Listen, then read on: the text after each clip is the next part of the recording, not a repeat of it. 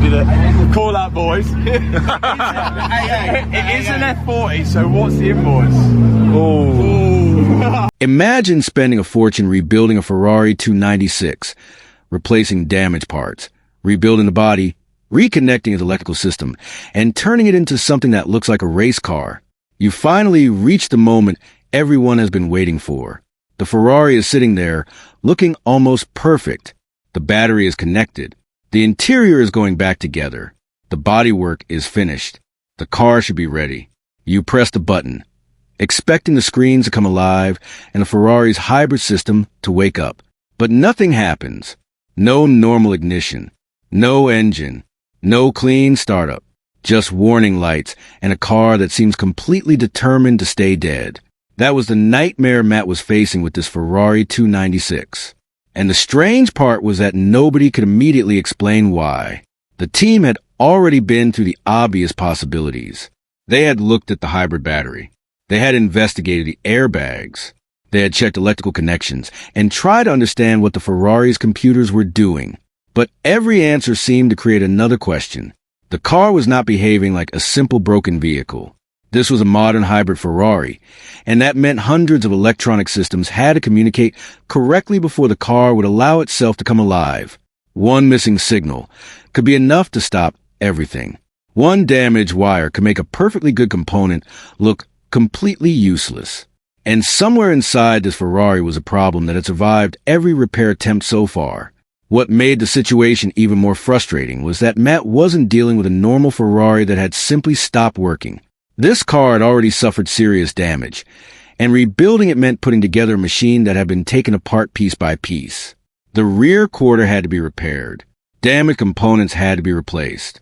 The hybrid battery had to be removed and inspected. Airbags had to be replaced. Wiring had to be checked. Control modules had to be connected again. Every part had to communicate with every other part. And while the physical rebuild was difficult, the electrical side was becoming the real enemy. The team even sent the battery control module to specialists, hoping they could find crash information stored inside it. Instead, they discovered another problem. They could not properly communicate with the module.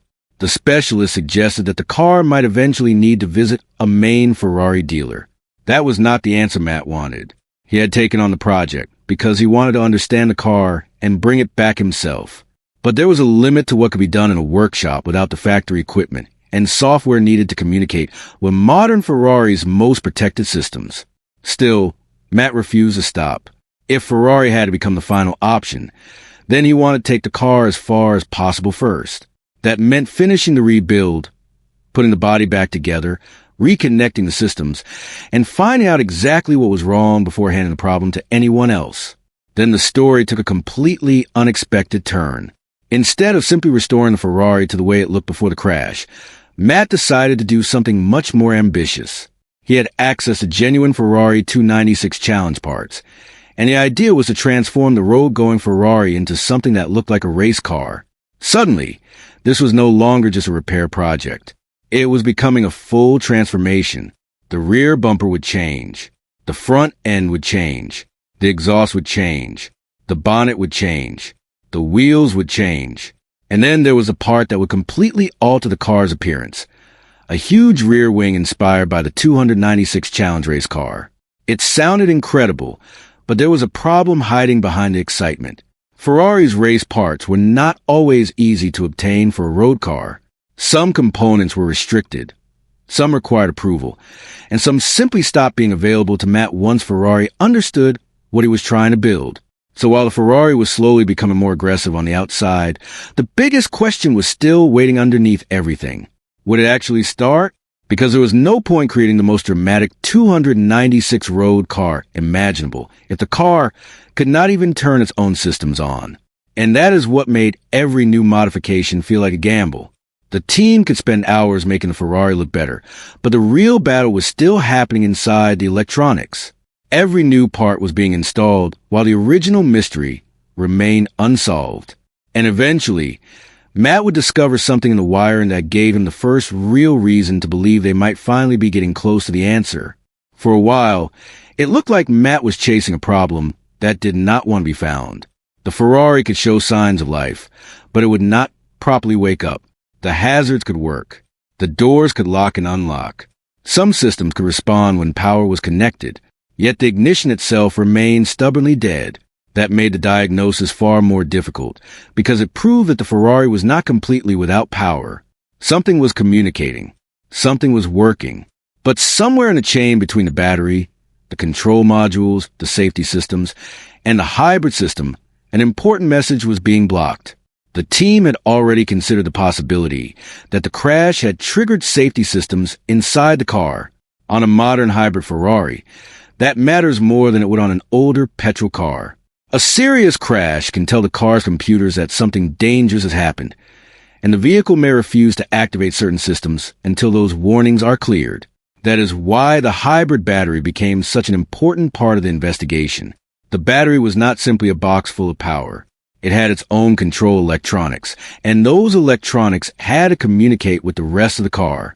If the Ferrari believed the battery was unsafe, it could refuse to start even if the battery itself was physically capable of providing power. This was the kind of problem that could make a car look completely broken while the real fault was buried inside a computer. The team then began putting the Ferrari back together in the hope that having every major system connected would reveal more information. This was important because the Ferrari's electronic network depended on communication between many different modules. The team had previously been warned that they needed the different systems connected before they could properly test the car. So instead of leaving the Ferrari half disassembled, they started reconnecting everything. The hybrid battery went back into position. The high-voltage connections were secured. The airbags were installed. The seats went back in. Doors, lights, bumpers, and other electrical components were connected. It was almost like rebuilding the Ferrari's nervous system. Every connector mattered. Every computer needed to see the others. Every safety component had to be present. Then came the moment that could have changed the entire project. Mat and the team had spent so much time working on the car that they wanted to know whether all of this effort had finally made a difference. They connected the battery and tried the ignition.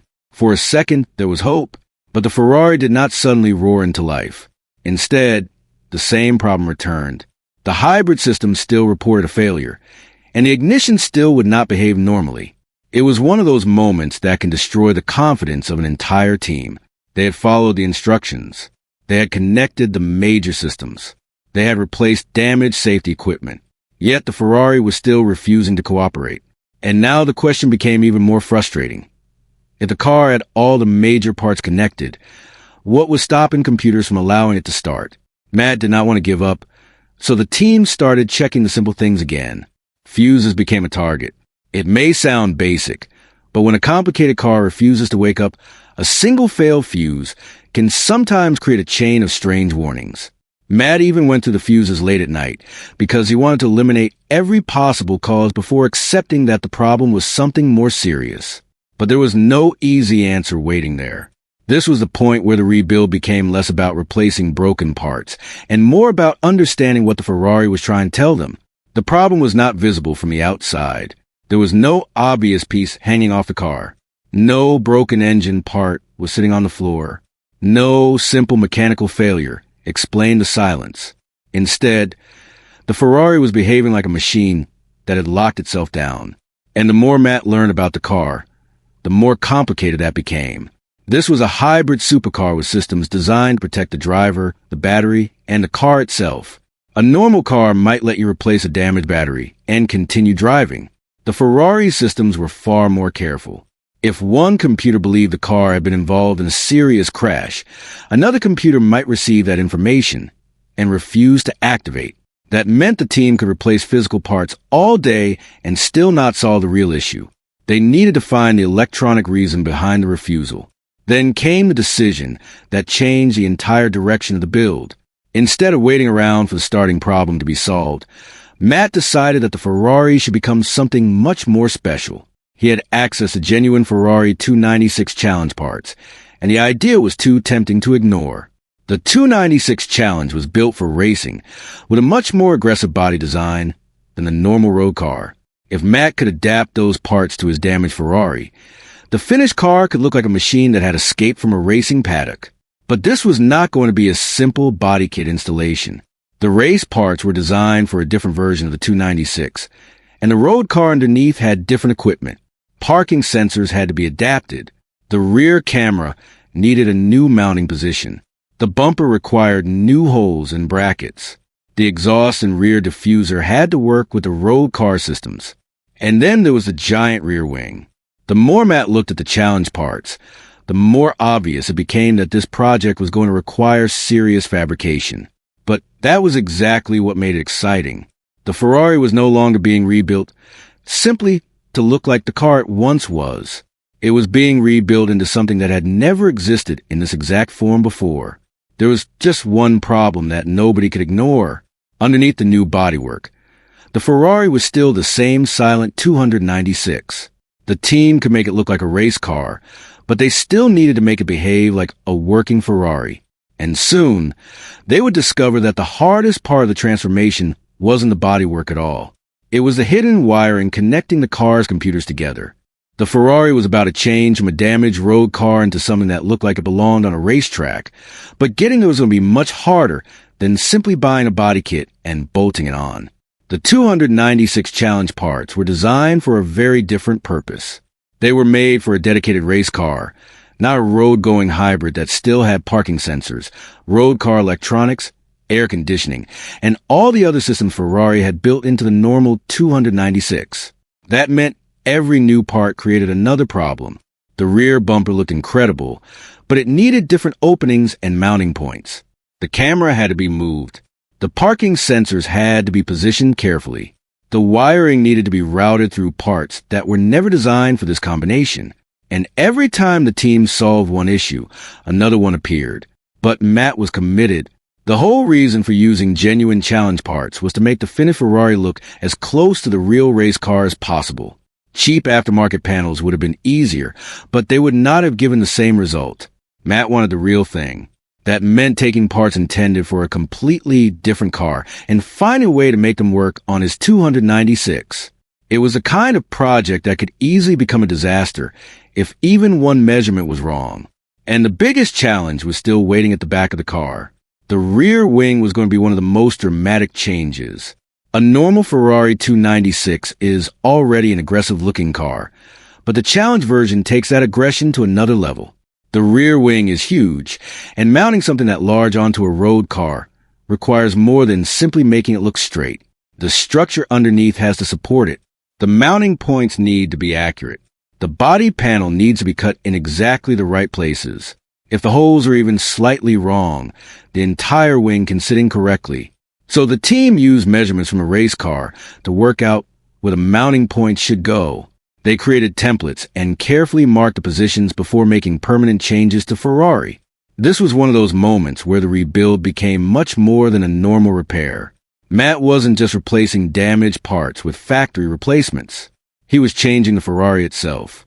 Once the holes were made and the structure was prepared, the giant wing was finally installed. The result looked almost ridiculous in the best possible way. It completely changed the personality of the car.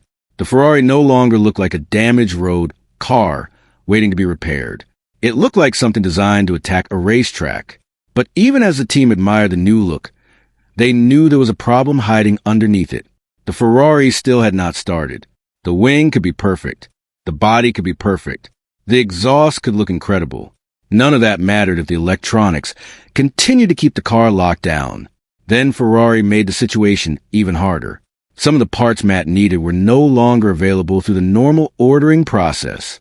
At first, the team had managed to obtain several challenge components, but eventually certain parts were blocked or required special approval. This was especially important because the front of the challenge car was built around a different cooling system. The race car used a much larger radiator in the center, while the road-going 296 used a different arrangement.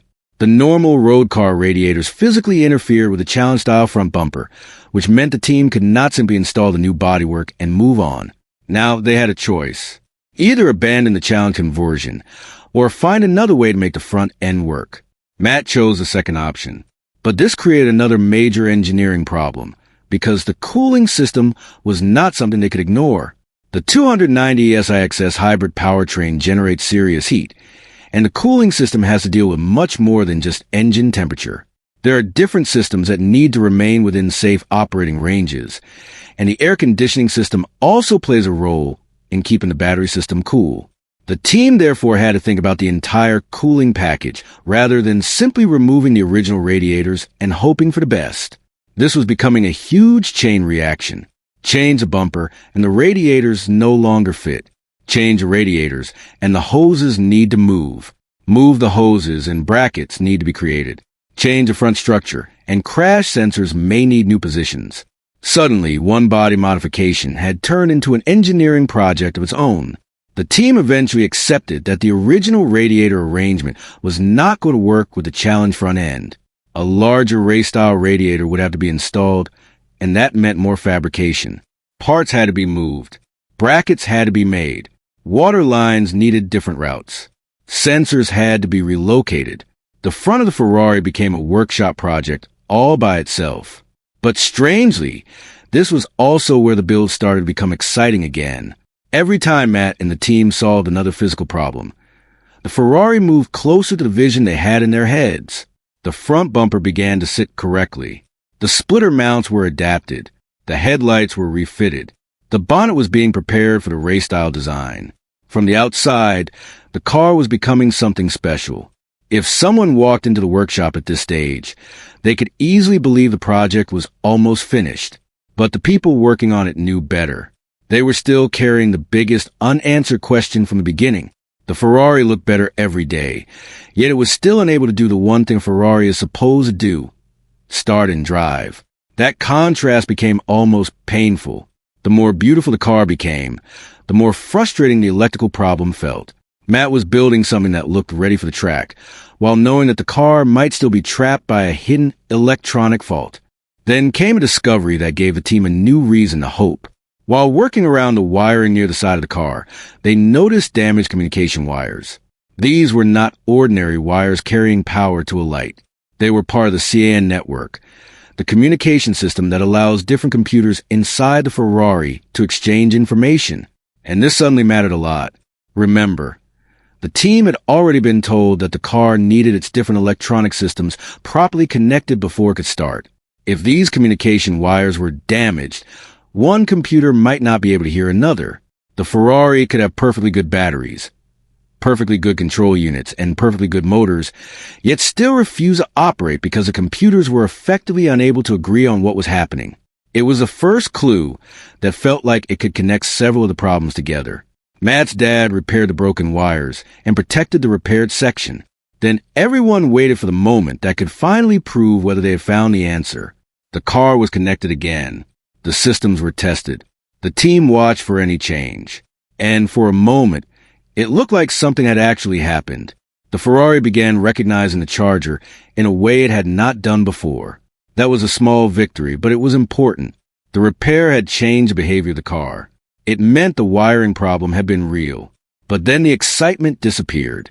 The Ferrari still would not properly start, and the hybrid battery still would not behave the way they needed it to. That was the moment Matt realized they were dealing with something much deeper than one broken wire. The repair had helped, but it had not solved the main fault. The Ferrari was talking again, at least in some ways, but it was still refusing to give the team what they wanted. And this created an even bigger mystery. If the broken wires were part of the problem, what else had been damaged in the crash? Was there another communication fault hidden somewhere?